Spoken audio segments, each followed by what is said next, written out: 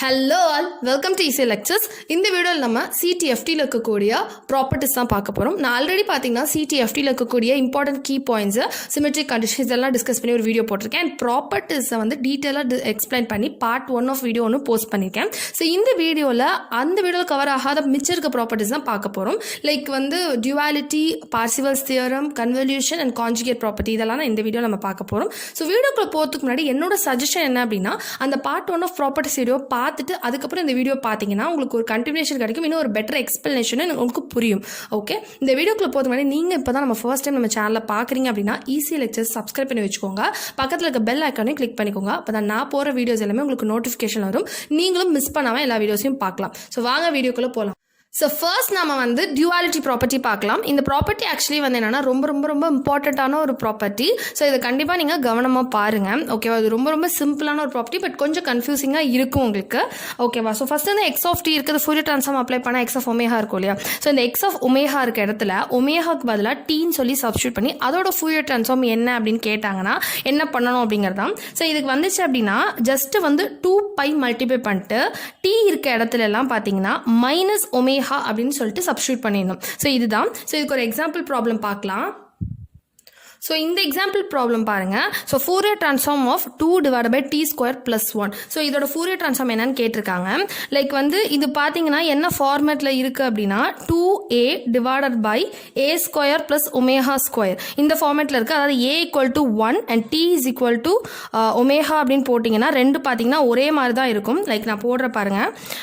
2a இருக்கிறதுல 1/1 + ω² இருக்கிறதுல t². நீங்கள் அரேஞ்ச் பண்ணிக்கிட்டீங்கன்னா 2/t² + 1. ஸோ இந்த ஃபார்மேட் இது ஒன்றா இருக்கா.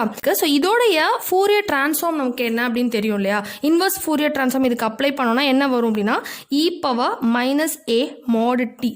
ரைட். ஸோ அதாவது e⁻−a mod t உடைய ஃபோரியர் ட்ரான்ஸ்ஃபார்ம் பேர் என்ன அப்படின்னா 2a/a² + ω². ஓகேவா. இதை நான் ஆல்ரெடி லாஸ்ட் வீடியோவில் வந்து எக்ஸ்பிளைன் பண்ணியிருந்தேன் உங்களுக்கு டீட்டெயிலாக. ஸோ இப்போ இதுதான் வந்து இதோடைய ஃபோரியர் ட்ரான்ஸ்ஃபார்ம். ஓகே, ஸோ இந்த இடத்துல என்னன்னா ஏ வர இடத்துல 1 போடணும், டி இருக்க இடத்துல -ω போடணும் and multiply 2π. Okay, so duality property use பண்ணி இந்த மாதிரி நம்ம சப்ஸ்டியூட் பண்ணிக்கலாம். ஓகே, 2/t² + 1 உடைய ஃபோரியர் ட்ரான்ஸ்ஃபார்ம் என்ன அப்படின்னா ஜஸ்ட் வந்து 2π மல்டிப்ளை பண்ணிக்கணும் அண்ட் e⁻−a இருக்க இடத்துல 1. ஸோ t இருக்க இடத்துல -ω. ஸோ இது வந்து மாடுலஸ். Okay, 2π × e⁻−ω. நெக்ஸ்ட் நம்ம பார்க்க போகிற ப்ராப்பர்ட்டி வந்து என்னென்னா கன்வல்யூஷன் ப்ராப்பர்ட்டி. ஸோ ஃபர்ஸ்ட் நம்ம வந்து ஃப்ரீக்வன்சி டொமைன் கன்வல்யூஷன் பார்த்தலாம். ஸோ கன்வல்யூஷன் பொறுத்த வரைக்கும் ஒரு விஷயம் காமனாக நம்ம எடுத்துக்கணும். என்ன அப்படின்னா ஒரு டொமைனில் மல்டிப்ளை ஆணுச்சு அப்படின்னா அது இன்னொரு டொமைனில் வந்து கண்டிப்பாக கன்வல்யூஷன் தான் நடக்கும். ஸோ இது வந்து டைம் டொமைனில் வந்து மல்டிப்ளிகேஷன் நடந்துச்சு அப்படின்னா இங்கே ஃப்ரீக்வன்சி டொமைனில் கன்வல்யூஷன் நடக்கும். அதே வந்து டைம் டொமைனில் கன்வல்யூஷன் நடந்துச்சு அப்படின்னா ஃப்ரீக்வன்சி டொமைனில் பார்த்தீங்கன்னா உங்களுக்கு மறுபடி மல்டிப்ளிகேஷன் நடக்கும். இந்த விஷயம் பார்த்தீங்கன்னா எல்லா டிரான்ஸ்ஃபார்ம்ஸுக்குமே வந்து ஒரு காமனான விஷயம். இது ரொம்ப ஞாபகம் வச்சுக்கக்கூடிய ஒரு விஷயம்.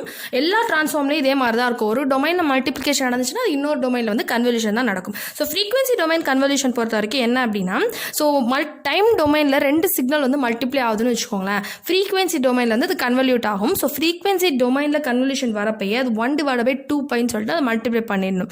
ஓகே, ஸோ இதான் வந்து ஃப்ரீக்வன்சி டொமைன் கன்வல்யூஷன். நெக்ஸ்ட் வந்து டைம் டொமைன் கன்வல்யூஷன் பார்க்கலாம். ஸோ டைம் டொமைன் கன்வல்யூஷன் பொறுத்த வரைக்கும் டைம் டொமைனில் கன்வல்யூஷன் நடந்துச்சு அப்படின்னா ஃப்ரீக்வன்சி டொமைனில் ஜஸ்ட் மல்டிப்ளிகேஷன் தான் நடக்க போகுது. அதனால் 1/2π மல்டிப்ளை பண்ண தேவையில்லை. ஸோ இதுதான். இதில் என்ன வந்து நமக்கு கன்ஃபியூஸ் ஆகும் அப்படின்னா எந்த இடத்துல 1/2π மல்டிப்ளை ஆகிறது. இது மேபி இந்த ப்ராப்பர்ட்டியை டைரெக்டாக வந்து கொஸ்டினில் கேட்டிருக்காங்க அப்படின்னா உங்களுக்கு ஆப்ஷன்ஸ் வந்து 1/2π இல்லை 2π மல்டிப்ளை ஆகி இந்த மாதிரிலாம் கேட்பாங்க இல்லையா, கன்ஃபியூசிங்காக. ஸோ எப்படி ஞாபகம் வச்சுக்கணும் அப்படின்னா கன்வல்யூஷன் பொறுத்த வரைக்கும் ஃப்ரீக்வன்சி டொமைனில் கன்வல்யூஷன் வந்தால் 1/2π. ஸோ மற்ற இடத்துல எங்கேயுமே வந்து 2π மல்டிப்ளை பண்ண தேவையில்லை. ஓகே, ஸோ இதுதான். இது ரெண்டுமே கரெக்டாக ஞாபகம் வச்சுக்கோங்க. இது ரொம்ப இம்பார்ட்டண்டான ப்ராப்பர்ட்டிஸ். நெக்ஸ்ட் நம்ம பார்க்க போகிறது என்னன்னா conjugate property. So conjugate property பொறுத்த வரைக்கும் ஒரு டைம் டொமைனில் இருக்கக்கூடிய சிக்னலுக்கு பார்த்தீங்கன்னா நீங்கள் இப்போது கான்ஜுகேட் பண்ணுறோம் அப்படின்னா அதோட ஃபோரியர் ட்ரான்ஸ்ஃபார்ம் எப்படி இருக்கும் அப்படின்னா ஸோ வரக்கூடிய ஃபோரியர் ட்ரான்ஸ்ஃபார்முக்கு ஜஸ்ட் வந்து கான்ஜுகேட் பண்ணிட்டு ஒமேகா இருக்கிறதுல -ω சப்ஸ்டியூட் பண்ணால் அதுதான். ஸோ இது என்ன டினோட் பண்ணுது அப்படின்னா மேக்னிடியூட் ஸ்பெக்ட்ரம் வந்து பார்த்தீங்கன்னா ஈவன் ஃபங்க்ஷன் ஆஃப் ஃப்ரீக்வன்சியாக இருக்கும் அண்ட் ஆல்வேஸ் பார்த்தீங்கன்னா ஃபேஸ் ஸ்பெக்ட்ரம் வந்து ஆட் ஃபங்க்ஷன் ஆஃப் ஃப்ரீக்வன்சியாக இருக்கும். இதுதான் வந்து கான்ஜுகேட் சிமெட்ரி கண்டிஷன் அப்படி சொல்லுவாங்க. அதுதான். ஸோ நெக்ஸ்ட் நான் பார்க்க போகிற ப்ராப்பர்ட்டி என்னன்னா time integration property. So time integration property பொறுத்த வரைக்கும் ரொம்ப ரேராக ஒரு கொஸ்டின் கேட்கக்கூடிய ஒரு ப்ராப்பர்ட்டி தான். இதுலேருந்து வந்து அவ்வளோ கொஸ்டின்ஸே இல்லை. ஸோ வந்து ஜஸ்ட் ப்ராப்பர்ட்டி மட்டும் நீங்கள் பார்த்து மெமரைஸ் பண்ணிக்கிட்டா போதும். ஸோ நம்ம எப்படி வந்து டிஃப்ரென்ஷியேஷன் இந்த சைட் டைம் டொமைன் பண்ணுறப்போ இங்கே ஜேஒமேகா மல்டிப்ளை பண்ணணும்னு சொன்னேனோ அதே மாதிரி இங்கே இன்டகிரேஷன் வந்து பண்ணுறப்போ இந்த டைம் டொமைனில் இன்டகிரேஷன் நடக்கிறப்போ அந்த சிக்னலுக்கு ஸோ ஃபோரியர் ட்ரான்ஸ்ஃபார்ம் பண்ணுறப்போ ஜேஒமேகா வந்து டிவிஷனில் வரும். So x of omega divide by j omega அது இல்லாமல் ப்ளஸ் ஒரு டேர்ம் எக்ஸ்ட்ரா வரும் பை இன்டூ எக்ஸ் ஆஃப் 0, அதாவது ஒமேகா இருக்கிறதுல 0 சப்ஸ்டியூட் பண்ணிட்டு டெல் ஆஃப் ஒமேகா மல்டிப்ளை பண்ணிக்கணும். ஸோ இதுதான் வந்து time integration property. So next நம்ம பார்க்க போகிற ப்ராப்பர்ட்டி என்னன்னா Parseval's theorem. So Parseval's theorem பொறுத்த வரைக்கும் எதுக்கு யூஸ் ஆகும் அப்படின்னா ஒரு சிக்னலோடைய எனர்ஜியை வந்து கால்குலேட் பண்ண யூஸ் பண்ணலாம். ஸோ அந்த சிக்னல் எக்ஸ் ஆஃப் டியை கொடுக்காம அதோட ஃப்ரீக்வன்சி ஸ்பெக்ட்ரம் கொடுத்தாலுமே நம்மளால பார்சிவல்ஸ் தியரம் யூஸ் பண்ணி எக்ஸ் ஆஃப் டியோடைய எனர்ஜியை கண்டுபிடிக்க முடியும். தியரம் எப்படி இருக்குன்னா so integral -∞ to ∞ modulus x of t whole square dt is equal to 1/2π integral -∞ to ∞ mod x of omega the whole square d omega. So இந்த mod பார்த்தீங்கன்னா இப்போ எக்ஸ் ஆஃப் டி வந்து ரியல் சிக்னல் வந்துச்சுன்னா இது வந்து இந்த மாடலஸே தேவை இல்லை. ஸோ இந்த ப்ராப்பர்ட்டிலேருந்து பெருசாக பார்த்தீங்கன்னா உங்களுக்கு கொஷின்ஸ் எதுவும் இல்லை அப்படின்னாலும் இந்த ப்ராப்பர்ட்டிஸ் சமயம் டேரெக்டாக வந்து கொஷினில் கேட்குறாங்க. ஸோ இப்போ நம்ம சிடிஎஃப்டி இருக்கக்கூடிய எல்லா ப்ராப்பர்ட்டிஸும் நம்ம பார்த்துட்டோம். ஒரு சில இம்பார்ட்டன்ட் பாயிண்ட்ஸ் மட்டும் நான் சொல்கிறேன், இதை நோட் பண்ணி வச்சுக்கோங்க. இதை டேரெக்டாகவே பார்த்தீங்கன்னா உங்களுக்கு கொஷின்ஸில் கேட்கலாம். ஸோ என்ன அப்படின்னா ஒரு காஷியன் பல்ஸோடைய ஃபூரியர் ட்ரான்ஸ்ஃபார்ம் ஃபூரியர் ட்ரான்ஸ்ஃபார்ம் எடுத்தோம் அப்படின்னா அதுவும் ஒரு காஷியன் பல்ஸாக தான் வரும். That is Fourier transform of a Gaussian pulse is also a Gaussian pulse. ஓகேவா? அதே மாதிரி ஒரு இம்பல்ஸ் ட்ரெயின் இருக்குன்னு வச்சுக்கோங்களேன். பீரியாடிக்காக ஒரு இம்பல்ஸ் ட்ரெயின் வந்து இருக்குது அப்படின்னா இம்பல்ஸ் ட்ரெயின் இதோடைய ஃபூரியர் ட்ரான்ஸ்ஃபார்ம் எடுத்தாலும் சேம் இதே பீரியாடிக் இம்பல்ஸ் ட்ரெயின் தான் திரும்பி வரும். ஓகே, அதே மாதிரி இம்பல்ஸ் சிக்னல் இருக்கு இல்லையா, டெல் ஆஃப் டி இப்படி சொல்கிறோம் இல்லையா, இதோடைய ஃபூரியர் ட்ரான்ஸ்ஃபார்மாக இருக்கட்டும். இது வந்து ரொம்ப இம்பார்ட்டண்ட்டான ஒரு பாயிண்ட்டு. லாப்லாஸ் ட்ரான்ஸ்ஃபார்ம் இருக்கட்டும், இசட் ட்ரான்ஸ்ஃபார்ம் இருக்கட்டும், இந்த 3 டொமைன்லேயுமே இதோடைய ட்ரான்ஸ்ஃபார்ம் பண்ணால் என்ன வரும் அப்படின்னா 1 அப்படிங்கிறது தான்.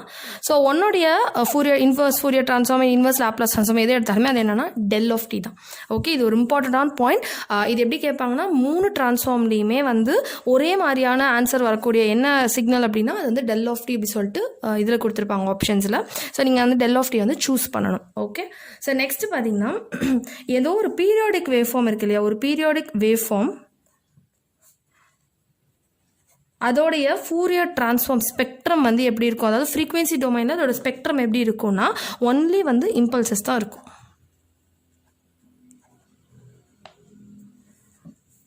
ஸோ இங்கே கொடுத்துருக்க நான் சொல்லிக்க பாயிண்ட்ஸ் இருக்கு இல்லையா, இதெல்லாம் பார்த்தீங்கன்னா எக்ஸாமில் ரிப்பீட்டடாக டேரெக்டாகவே வந்து கேட்கக்கூடிய கொஷின்ஸ் தான். ஈவன் வந்து அந்த டெல் ஆஃப் டி இருக்கு இல்லையா, அந்த 3 ட்ரான்ஸ்ஃபார்ம்லேயே இருக்கக்கூடியது பார்த்தோன்னா ரிப்பீட்டடாக வந்து கேட்டிருக்காங்க.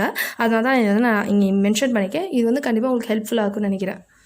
ஸோ வீடியோட எண்டுக்கு வந்தாச்சு. இந்த வீடியோவில் சிடிஎஃப்டியில் இருக்கக்கூடிய பேலன்ஸ் ப்ராப்பர்ட்டிஸ் எல்லாமே பார்த்தீங்கன்னா ஓரளவுக்கு நான் எக்ஸ்பிளைன் பண்ணியிருக்கேன். ஸோ இம்பார்ட்டன்ட் ப்ராப்பர்ட்டிஸ் எல்லாத்துக்குமே பார்த்தீங்கன்னா நான் ஒரு எக்ஸாம்பிள் ப்ராப்ளம் வச்சு நான் எக்ஸ்பிளைன் பண்ணியிருக்கேன்.